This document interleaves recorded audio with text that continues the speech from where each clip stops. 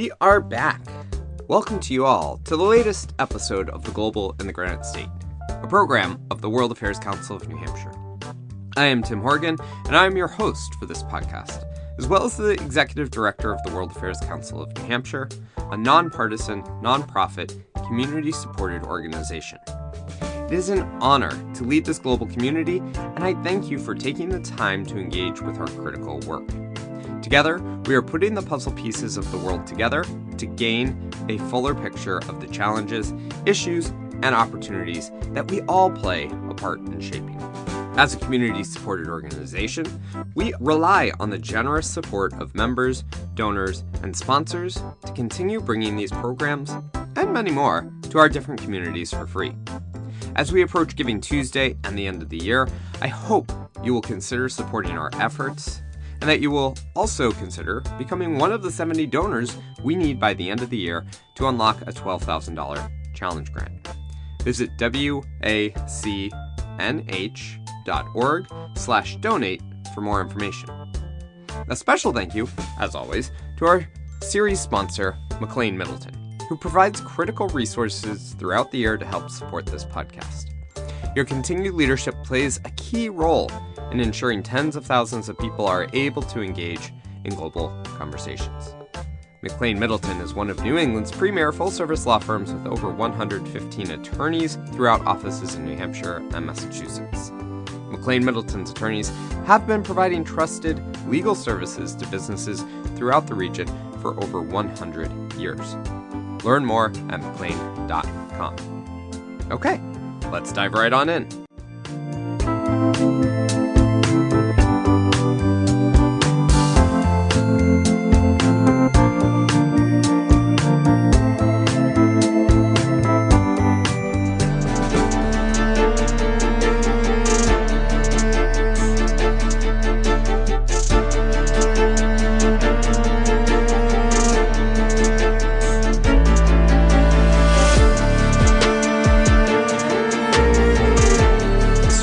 Venezuela went from a thriving democracy and the jewel of Latin America in the 1970s to a country on, or maybe even past, the brink is fascinating. While many of the issues that led this country down the path to a place that has experienced some of the worst inflation the world has seen, and now the largest outmigration of people not experiencing a war, things have gotten progressively worse for them since Nicolas Maduro took power from his mentor, Hugo Chavez. Oil price crashes, corruption, mismanagement, coups, authoritarian tendencies, and U.S. sanctions have all come together to produce a humanitarian crisis that has led to the destruction of the state and the opening of spaces for criminal activity, including the trafficking of drugs through the country to markets across the Americas and Europe. The relationship between the United States and Venezuela has been antagonistic since Hugo Chavez first came to power in 1999, after winning his first election in 1998. However, we seem to be moving into a new level of conflict between the two countries as the Trump administration surges military assets to the region to more forcefully deal with the trafficking of drugs.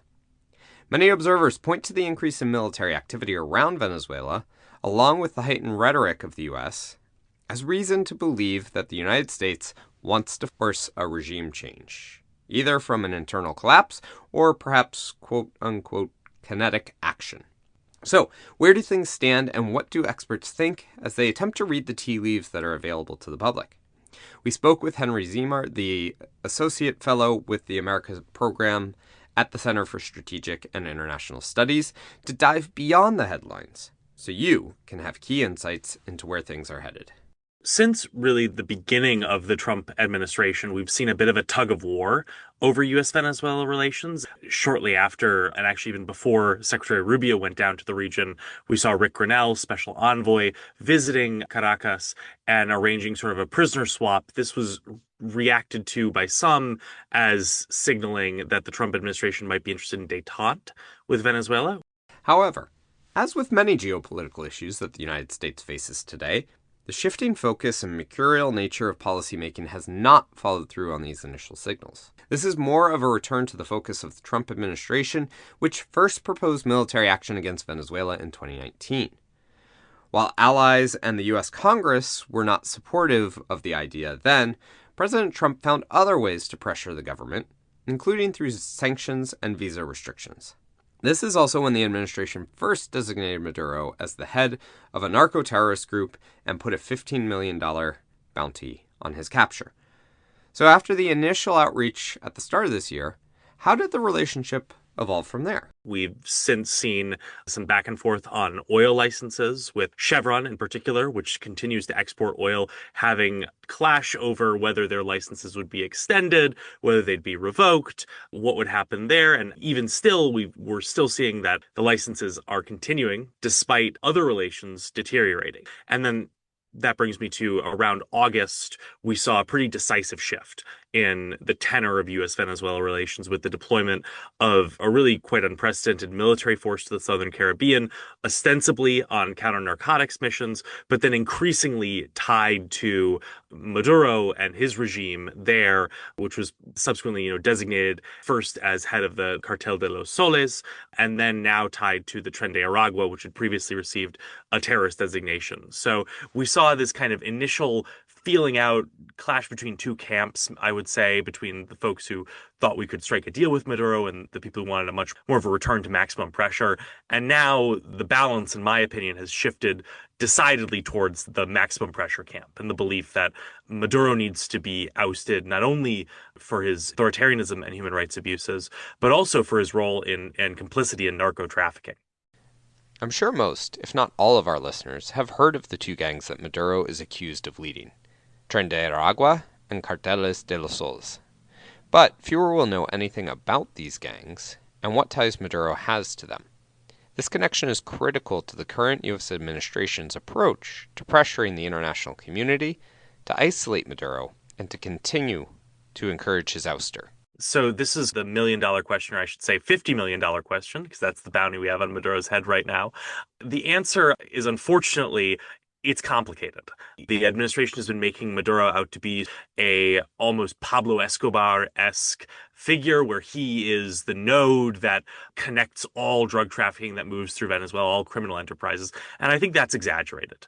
At the same time, it is true that I think Maduro is absolutely complicit in drug trafficking, and members of his regime are absolutely complicit in drug trafficking, narco trafficking, and other illicit activities moving through Venezuela. And so the key distinction it boils down to are these two groups, the Cartel de los Soles, Cartel of the Suns, and the Tren de Aragua. And the Cartel de los Soles, beginning with that, is this term that originated in the 20-teens to describe basically military facilitated drug trafficking in Venezuela. It was never meant to refer to a consolidated organization, but rather these informal networks that exist in Venezuela, which has been just riven by corruption and economic collapse, to the point where members of the security forces have resorted to, have used and abused their positions to collect rents, basically, from illicit economies.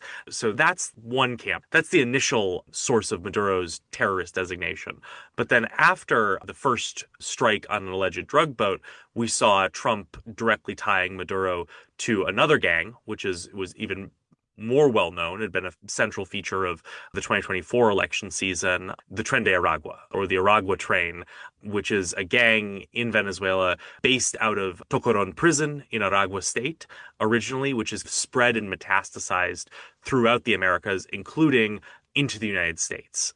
Tren de Aragua, I think, is both more powerful, more of a threat to regional security than the Cartel of the Suns, and simultaneously less directly tied to the Venezuelan government. Of course, in any country where the government retains a tight grip on the people, utilizes its security apparatus to maintain control, and basically runs the entirety of the economy, it would be impossible for the Maduro regime to not know what is going on in terms of narco-trafficking in the country. It is fairly clear that a wide range of illicit activities continue to help fund the Maduro regime and keep him in power. How much control he has over these issues is something that is more hotly debated. By pinning leadership of the Tren de Aragua gang on the Maduro administration, The U.S. has signaled that not only were we broadening the aperture of what we consider Maduro's criminal involvement as, in my opinion, that was an intensification. The fact that Maduro is not just tied to this kind of amorphous group of military leaders who had been embroiled in corruption, but that he was actually seen, rightfully or not, as the head of a major transnational criminal group, Tren de Aragua. In my opinion, that was the first thing that made me perk up and think, okay, maybe these operations in the Caribbean are not just counter narcotics, which was my initial sense, but maybe there is a regime change or a regime collapse strategy at play here that we could be seeing. As we know, these international issues do not simply pop up out of nowhere. For those who are paying attention, like our wonderful audience here, there are perhaps pivotal moments that shape the trajectory of a global challenge, but there is a buildup of tensions before things explode into the international consciousness. As outlined earlier, the tensions between the United States and Venezuela have been simmering for decades, across both Republican and Democratic administrations. It would seem the earlier attempt at detente between these two nations was more the exception rather than the norm.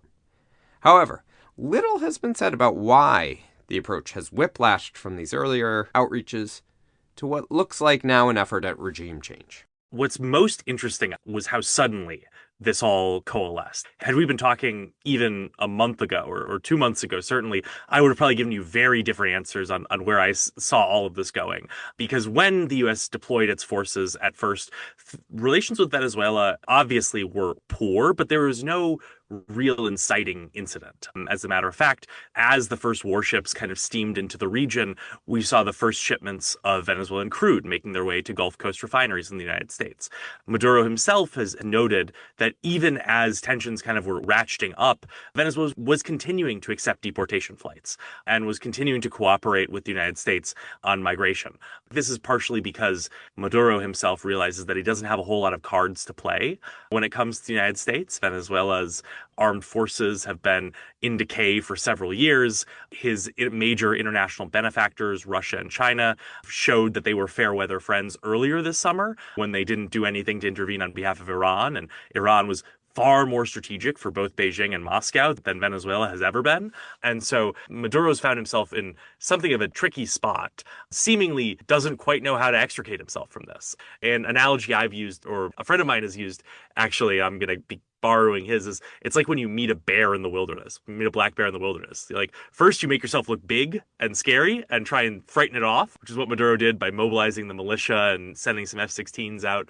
And then if the bear comes over and starts chewing on you, you curl up and you try and protect yourself and you hope it gets bored and leaves. And I think that's maybe the stage we're at.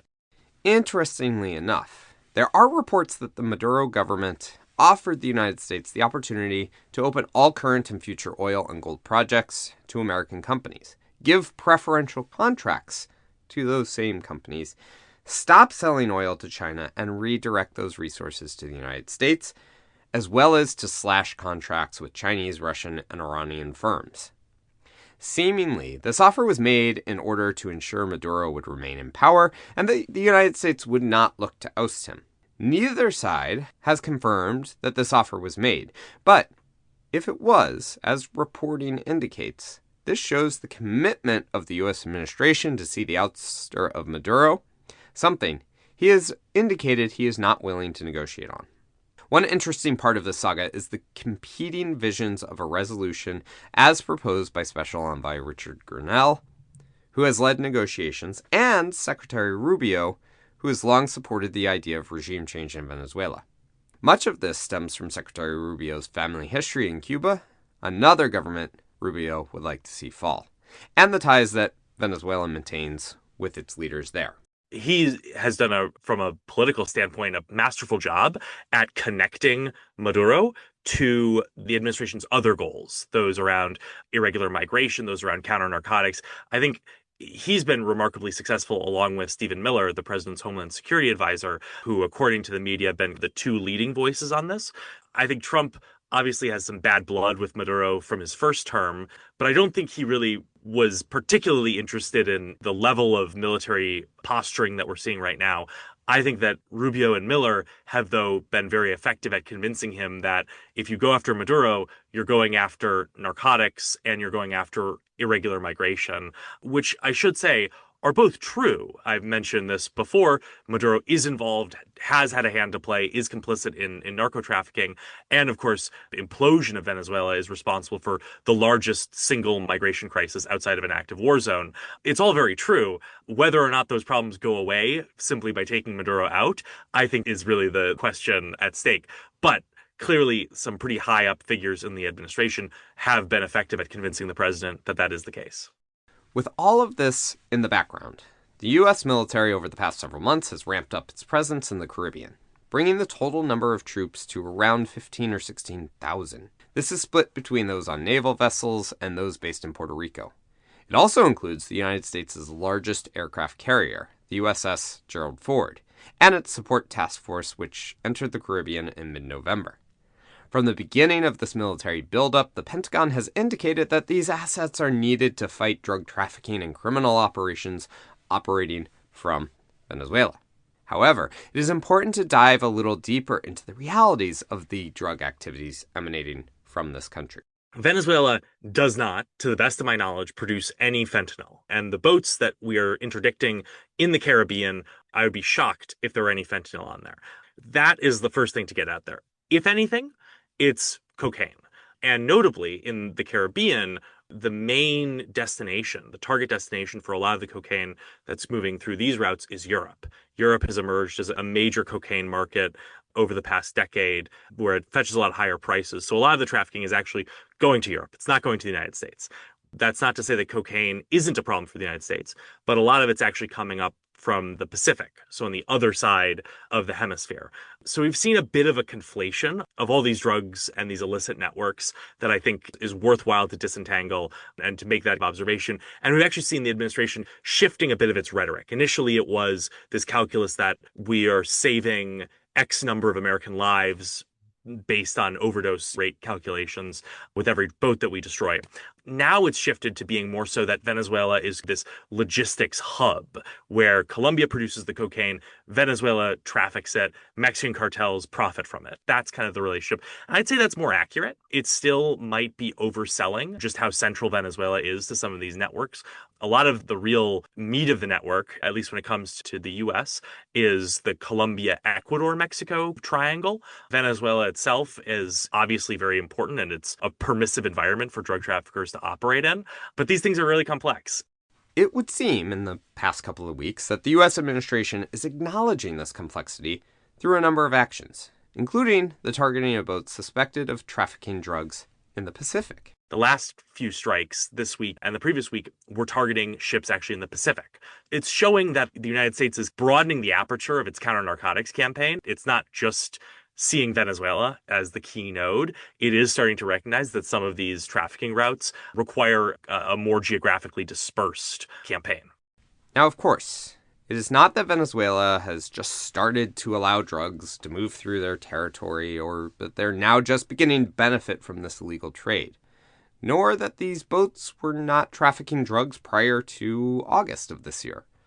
So, what has changed is the U.S.'s approach to stopping these boats. How did we deal with this issue in the past? The standard operating procedure was to deal with this from a law enforcement perspective, which meant that you needed to both have probable cause or some justification that we knew about trafficking narcotics and that they were trafficking narcotics to the United States.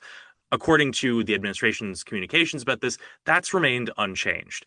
The key difference was that instead of destroying and killing the traffickers aboard, we would try and arrest them. Typically, that was the function of the Coast Guard, which would either encircle and board a ship, or if necessary, there are trained sniper teams that would actually, quite impressively, they'd shoot out the motors on these boats, leave them stranded in the water, go aboard, arrest, and seize the contraband.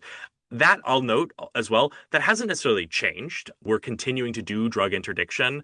Some of the agencies that were stood up down there to help with this, Joint Interagency Task Force South in particular, are continuing to interdict cocaine through those mechanisms. What we've done is we've added on top of that this sporadic idea that now every once in a while we'll also just blow you up. And I think that the goal of that is to try and reduce the willingness of people to do drug trafficking in the first place. Because it's one thing maybe if there was a certain percentage chance that you would get arrested, but ultimately set free, be able to go back home and try it again. It's another if you might have now a chance of actually being killed. And obviously this opens a whole can of worms of ethical, legal, and moral questions about the campaign. But I think the broad message that the admin is trying to send is that we're now we're now using the full toolkit of the US military to go after drug trafficking, up to and including the most lethal and exceptional means at our disposal. No matter where you stand on the legality of these strikes, and we will leave that for much smarter people than me to decide based on the complex international and domestic laws, it would seem that a key component in sending this message of we are willing to kill drug smugglers would require a free and open media space. However, this is very challenging to come by in Venezuela, where the media is tightly controlled by the regime. In several cases investigated by U.S. media, many of the families of the people killed in these strikes did not know what had happened to their family members.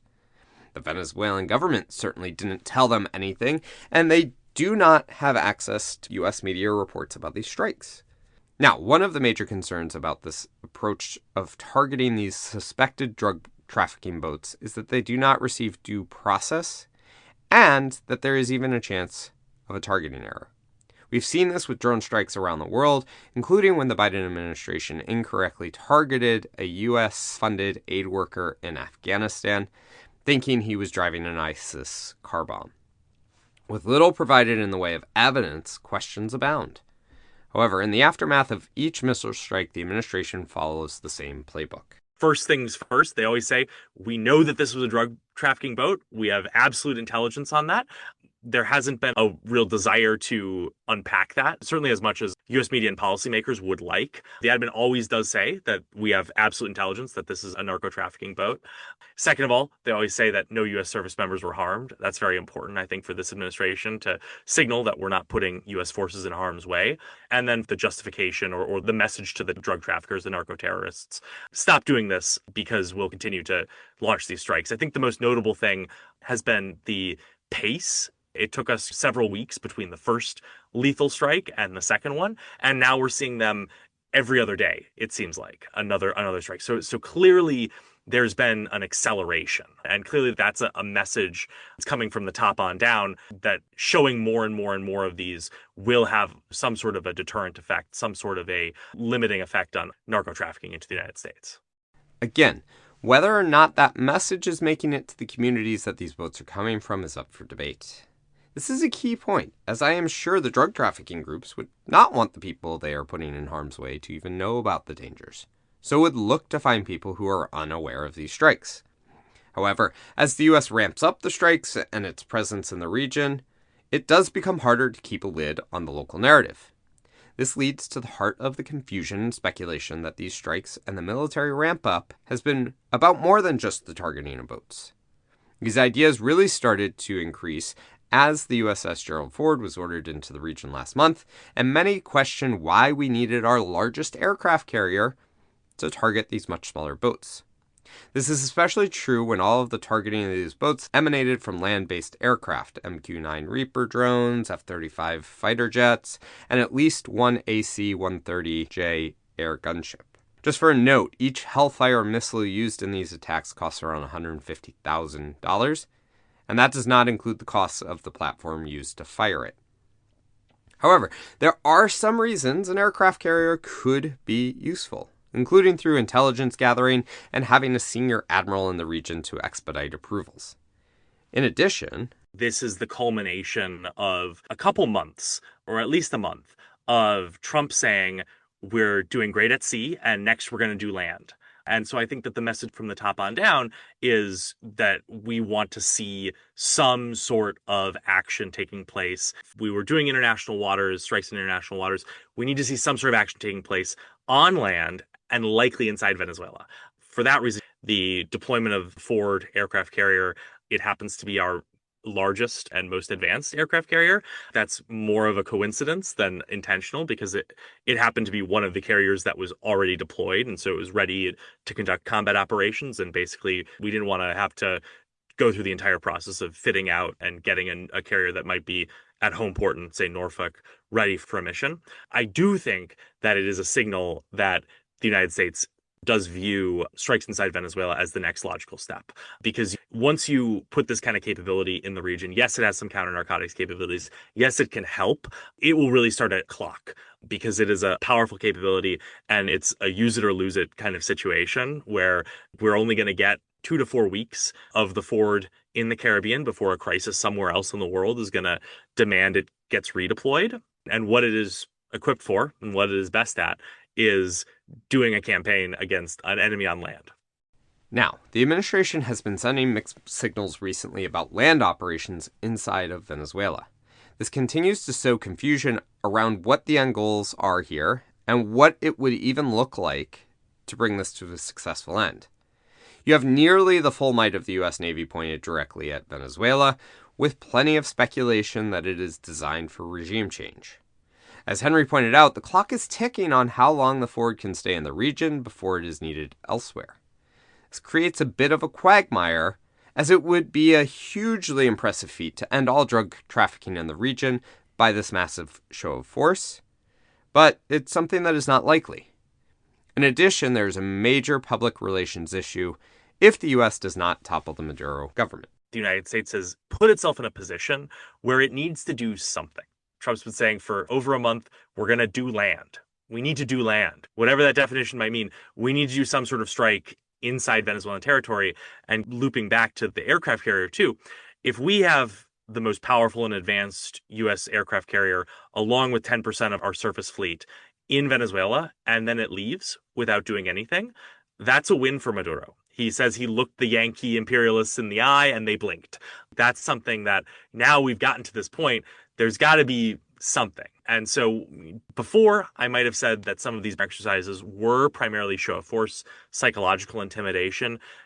Now I do think that the administration is trying to figure out how it can do that in the most effective way. And I do think it's telling that we have yet to launch strikes inside Venezuela. And I think that goes to show the complexity of actually achieving this in a way that basically ticks all the boxes of showing U.S. resolve without potentially getting ourselves into a conflict or a situation that will be maybe another forever war. Now, many people will point to the strikes on Iranian nuclear facilities to indicate Trump's ability to strike networks and not spark long-term war. One big difference here is that the Trump administration publicly stated that these strikes in Iran were not designed to topple the regime, something that is not the case here in Venezuela. In addition, Israel had completed the advanced work of disabling the Iranian air defenses, so that U.S. aircraft could fly through the space unopposed. None of this work has been completed to this point in Venezuela, so the targeting of military infrastructure would be required. What response that would bring from Venezuela is unclear and would be vital to understand in advance of any action. The United States realizes that if it's going to do airstrikes inside Venezuela, it likely needs to target military infrastructure. It probably wants to conduct a suppression of enemy air defense, destruction of enemy air defense campaign. Venezuela's air defenses aren't great. They're quite shabby by all accounts, but they're still air defenses, and that still could pose a threat or a risk or even just an embarrassment if they're able to shoot down some of the United States' missiles, Tomahawks, when we fire them in. The problem is, once you start targeting Venezuelan military infrastructure, you run the risk of this kind of unintentionally getting pulled into an escalation that ends in regime change. And I think that what the post-Maduro, post-regime change Venezuela looks like is a massive question mark, and it's a black box that Trump and maybe some people in his inner circle are still not sure they want to open. And that's why we've seen for 2 months escalating rhetoric about how we're going to launch airstrikes, how Maduro needs to go, his days are numbered, but we have yet to see actual strikes inside Venezuela. There's this big paradox of, on the one hand, unprecedented escalation. I do think we're heading towards some form of confrontation. And on the other, actually, surprisingly, reluctance on the part of the United States about deploying military force. As a part of the reluctance, there may be a bit of fear of the old maxim of you break it, you bought it. If the US was to forcibly cause the collapse of the Maduro regime, what comes next is hugely consequential. Do the Venezuelan people rally around the flag in support of their nation under attack, sparing the regime the worst of fates? Does Maduro flee the country, maybe to Cuba, Russia, or China, and any number of potential successors take over? Does it lead to a massive revolt against the government and a new dawn for Venezuela? I think the history books will tell us that outside overthrows of governments rarely lead to instant, thriving democracies. However, there are other paths forward here that see the Maduro regime ousted. There's a difference between regime change and regime collapse. And I think that in the United States world, the ideal situation is one in which Venezuelans, either the military or the opposition, buoyed by a large popular uprising, take it upon themselves to get Maduro out of power. If you're in Washington, if you're in the Pentagon, that's probably the ideal scenario, is where the United States kind of helps facilitate it, but does not actually have to put boots on the ground, does not actually have to engage in a long, extensive air campaign. Maybe just one round of strikes will be enough to signal that Maduro is so weak and so unpopular and faces such pressure from the United States that someone somewhere, either in the regime or in the general populace, will take that final step to collapse the regime. Now, with the Arab Spring as our instruction book, it would seem that popular revolts also might not lead to where the United States would like to see them. But one thing is for sure. If the status quo remains, Maduro will retain power, Venezuela will remain a driver of instability, and the U.S. will appear weak in the face of an authoritarian presiding over a hugely diminished country. In addition, Venezuela is not the only one watching this closely. Many in the region are taking notes about the United States and its efforts to focus more on the Americas. Around the Americas, governments are taking note. And it's been really interesting to watch the reaction. Because you have some, like Trinidad and Tobago, where the prime minister came out and said, not only are we supporting the U.S. operations, but the United States military should kill drug traffickers violently. Very active, very enthusiastic messaging around this. And that makes sense because Trinidad and Tobago is right nearby Venezuela. They've suffered from narco trafficking and drug-fueled violence for a long time. You similarly have Ecuador, which has been another big supporter and has actually been asking for a Plan Ecuador, equivalent to Plan Colombia, for years now. Multiple different administrations asking for that. One thing that often gets accounted for is how popular U.S. intervention, U.S. military campaign against narco trafficking could be among some governments. On the other side, you've got countries like Mexico, where Mexico is watching this like a hawk, because if the United States is able to justify unilateral military intervention in Venezuela on the grounds of going after narco traffickers, Mexico could very well be next. Trump has been very aggressive. This administration has been very aggressive in its rhetoric on Mexican organized crime. We saw a new report that there is a training underway for U.S. military operations in Mexico. It's noted that this is not imminent in the slightest, that it's a long-term thing, but I think we're seeing kind of this shift in how the United States is thinking about its relationship to the hemisphere, to the Americas, and that's going to have big reverberations. So Venezuela is not going to be the end, it's going to be the beginning for the near future of U.S.-Latin America relations. Reports are that the upcoming National Defense Strategy document will come out with the Americas as the biggest focus of the current administration, even outpacing China. Of course, many people have felt that the U.S. has lost focus on Latin America and have called for more engagement in the region. Time will tell if this is the kind of engagement they were hoping for. It certainly does not seem to be the case for the U.S.'s strongest partner in the region, Colombia. We've obviously seen Gustavo Petro, the president of Colombia, has come out very strongly against the U.S. military operations in the Caribbean. That comes from his heritage, as a former guerrilla, as Colombia's first left-leaning or leftist president in many, many decades. That's been really interesting to watch because obviously Colombia is still the United States' main security partner in the region.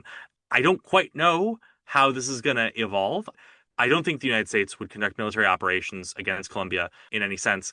But if you're looking at progress in the fight against organized crime, Colombia is an indispensable ally. And so this couldn't come at a worse time. Yes, blowing up drug boats might put a dent in traffickers' profit margins or their willingness to move drugs, but really you don't actually dismantle these networks unless you have a presence on the ground and cooperation with allies. And Colombia in that regard is the largest cocaine producer in the hemisphere, is just going to be a critical partner.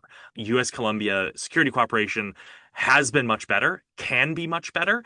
Maybe ending security cooperation is throwing the baby out with the bathwater a bit. It's promising that I still don't think we've totally cut ties, but the Trump-Petro fight is inopportune, probably the worst thing that could happen for anyone except for them, because they both love nothing more than a good old-fashioned social media scrap.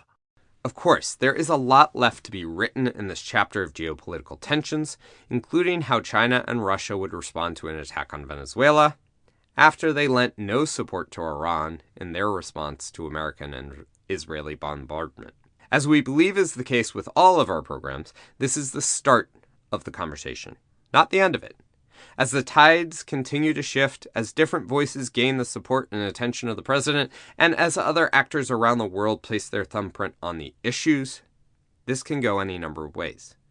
We hope that you have found this conversation enlightening and helpful to your understanding of what is happening in our own backyards.